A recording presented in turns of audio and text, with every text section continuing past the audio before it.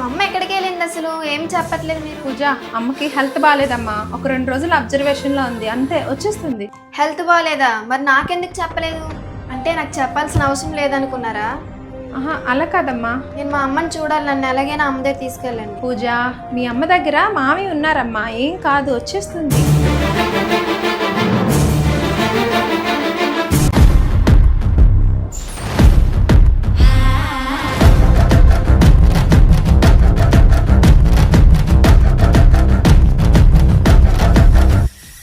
చెరిగింది దీపం, కరిగింది రూపం, అమ్మా నాపై ఏమంత కోపం, కొండంత శోకం, నేనున్న లోకం, నన్నే చూస్తూ నవ్వింది శూన్యం, నాకే